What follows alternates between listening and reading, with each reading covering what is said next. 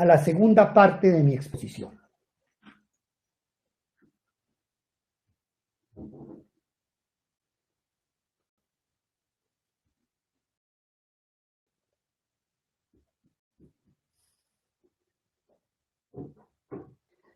La segunda parte de mi exposición está edificada sobre un planteamiento que se deriva claramente de la teoría de la imputación objetiva. Es el entendimiento de la coautoría como momento de la imputación objetiva.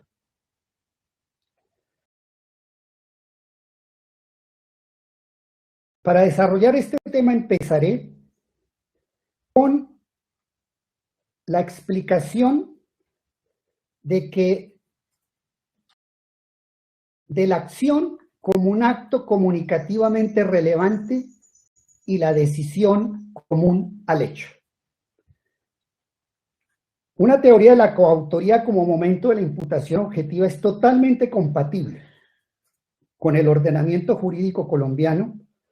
Expresamente consagró en el artículo 11 la imputación objetiva como uno de los elementos centrales de las estructuras de imputación, según lo ha expresado la Corte Constitucional y la Corte Suprema de Justicia. La acción como un acto comunicativamente relevante y la decisión común al hecho. En el derecho contemporáneo, desde hace más de 50 años, todas las estructuras de la teoría del delito se edifican sobre los pilares de la imputación objetiva. La coautoría no es la excepción. Las principales consecuencias de una teoría del riesgo desaprobado, proyectada sobre la división del trabajo, guiado hacia un objetivo común, son las siguientes. Es decir, voy a explicar brevemente cuáles son las consecuencias dogmáticas de explicar o entender la coautoría como una forma o un momento de la imputación objetiva. La primera consecuencia de la proyección de la imputación objetiva sobre la coautoría. Primera, la coautoría debe leerse con fundamento en la teoría de la imputación objetiva. Esto significa que los diversos aportes que convergen hacia un objetivo común deben ser estudiados con base en un esquema social de interpretación de un suceso. Es muy importante este concepto del esquema social de interpretación de un suceso como parte del concepto de acción entendido como un acto comunicativamente relevante. Vuelvo al ejemplo que trae Luis Jiménez de Azúa, que me parece supremamente ejemplificativo de cómo opera una lectura de la imputación a partir de un esquema social de interpretación del suceso. A pesar de que Luis Jiménez de Azúa, uno de los gigantes del derecho penal hispanoamericano, partía de una concepción distinta de la teoría del delito predominante en su época, el concepto causal de acción, me parece supremamente interesante volver a repetir el ejemplo para que se entienda muy bien en qué consiste esto del esquema social de interpretación de un suceso, porque será fundamental para poder entender por qué, de acuerdo a un esquema social de interpretación del suceso, las diversas actividades de las piezas, del engranaje, de la máquina peligrosa que produjo las evidencias falsas, tienen que interpretarse como un modelo de coautoría independientemente de cualquier decisión común al hecho. Es decir, la reciprocidad entre los diversos comportamientos en la división horizontal del trabajo propio de la coautoría, esa accesoriedad, esa imputación recíproca de las diversas contribuciones no depende de un elemento naturalista como el conocimiento o el acuerdo, sino que depende del concepto de acción ligado a una teoría de la imputación objetiva. El ejemplo de Luis Jiménez de Azúa lo reitero. Dice Jiménez de Azúa, creo que en el tomo tercero de su gran tratado, que se tiene o se tenía hace muchos años, estamos hablando de un texto muy antiguo, magistral.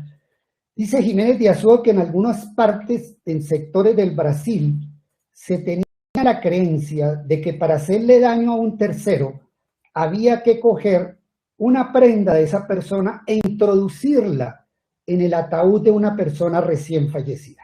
Alguien con esa concepción mágica de la realidad cogió un zapato de una persona a quien quería ocasionarle daño y la introdujo en el ataúd de una persona recién muerta. El dueño del zapato contra quien iba el maleficio se enteró de la actitud y eso le produjo un shock que le ocasionó un ataque cardíaco. Si nosotros vamos a una concepción naturalista de la teoría del delito extrema, fundamentada exclusivamente por la causalidad y el conocimiento, pues aquí es claro que existe una relación de causalidad entre la conducta de quien introduce la prenda y la muerte del otro, y actúa con conocimiento porque precisamente lo que quería él era ocasionar un daño a una tercera persona. Estarían dados los supuestos en una teoría naturalista extrema de la imputación, causalidad y conocimiento.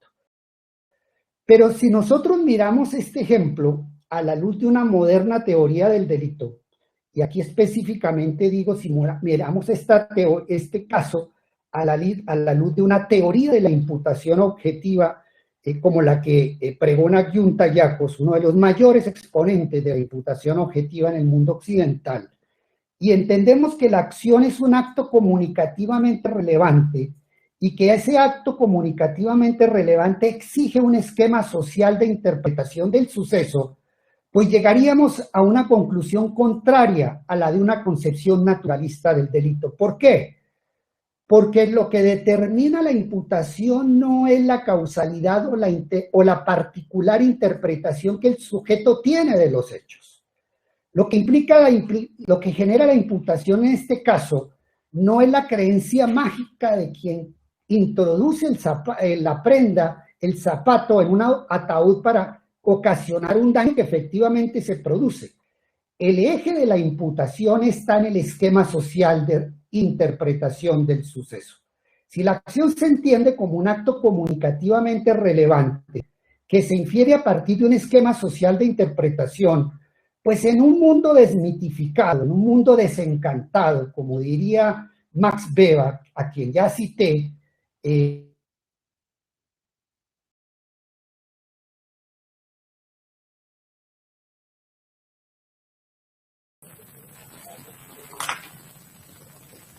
¿Me confirma, por favor, Diana, si se congeló la imagen del doctor Montealegre?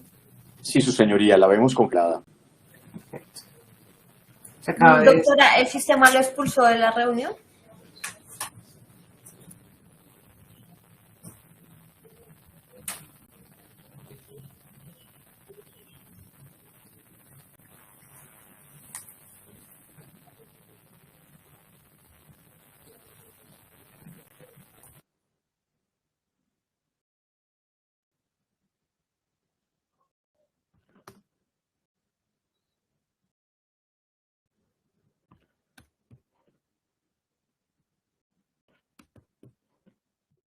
a cometer crímenes de guerra y, sin acuerdo con ellos, quita todos los obstáculos para despejarles el camino, la interpretación social del evento es la de una coordinación de aportes, hacia un objetivo común, las graves violaciones a los derechos humanos. Es decir, la imputación recíproca de las diversas contribuciones al hecho se realiza normativa e independientemente de que exista o no un acuerdo previo o concomitante al hecho. La posición de garante que tenga un sujeto por el manejo de una fuente de peligro crea una relación normativa de imputación entre quien ejerce los deberes de seguridad y salvamento sobre una herramienta peligrosa y los daños que ésta produzca con relación a bienes de terceros. Ejemplo, si alguien, violando los deberes de seguridad en el tráfico, deja una dinamita que es utilizada por un grupo al margen de la ley para cometer un acto terrorista, el hecho del tercero le es imputable. Responde por los crímenes de guerra de ese grupo. ¿Qué estamos estudiando? ¿Cuáles son los efectos que tiene la teoría de la imputación objetiva irradiando las categorías fundamentales de la coautoría? En otras palabras, que la coautoría, entendida como un momento de la imputación objetiva, pues trae básicamente dos tipos de consecuencias. En primer lugar, que la decisión común al hecho debe entenderse desde el punto de vista normativo, básicamente debe entenderse como un reflejo de un concepto de acción entendida como un acto comunicativamente relevante y que es el esquema de interpretación del suceso el que realmente va a determinar si existe o no una correlación entre los diversos aportes que dan las personas que buscan un objetivo común. El segundo elemento, la segunda consecuencia sobre la teoría sobre la coautoría edificada con base en la teoría de la imputación objetiva es la de que la accesoriedad entre dos comportamientos también debe decidirse fundamentalmente a través de la teoría de las posiciones de garante. Es decir, la coautoría puede imponerse normativamente, independientemente del acuerdo de voluntades, a partir de los alcances de la teoría de la posición de garante. Debo señalar que esta consecuencia y esta proyección de la teoría de la imputación objetiva, la teoría de la autoría y la participación, fue expresamente acogida por la Corte Constitucional hace varios años en el caso de Mapiripán. Sigo entonces exponiendo las consecuencias que tiene la proyección de la teoría de la imputación objetiva sobre las formas de coautoría.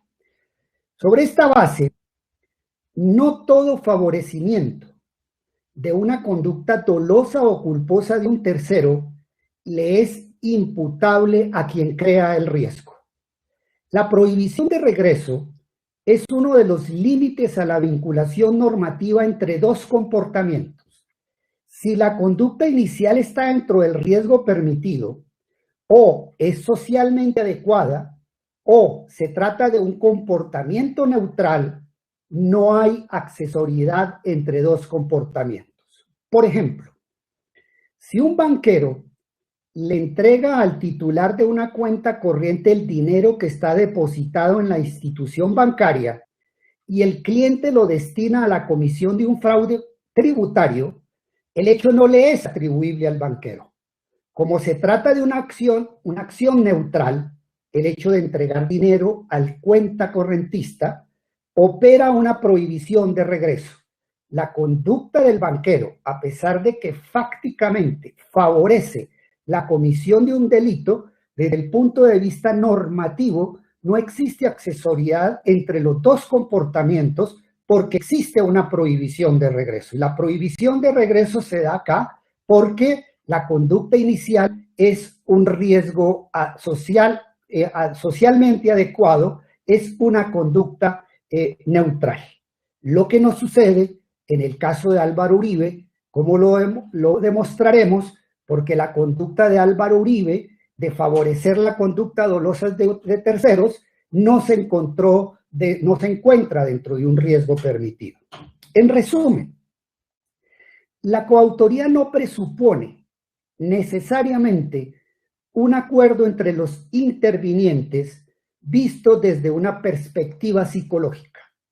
La coautoría se estructura en relación con el significado social normativo del hecho, es decir, se basa en la imputación objetiva como integrante del concepto de acción.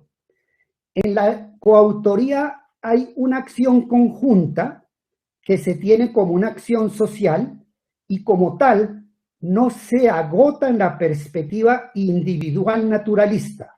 Debe aplicarse una interpretación del significado social de lo sucedido.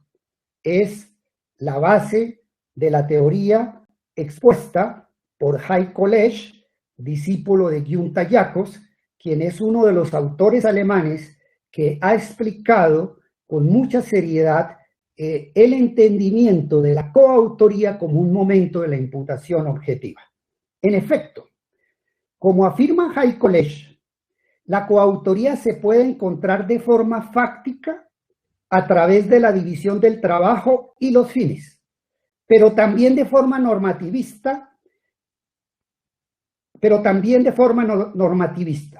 Al sujeto individual le incumbe el todo cuando también es cosa suya, cuando es garante. Con ello se dice que la vinculación fáctica de actos de organización en cuando conduce a la responsabilidad accesoria representa siempre un quebrantamiento de la prohibición de regreso.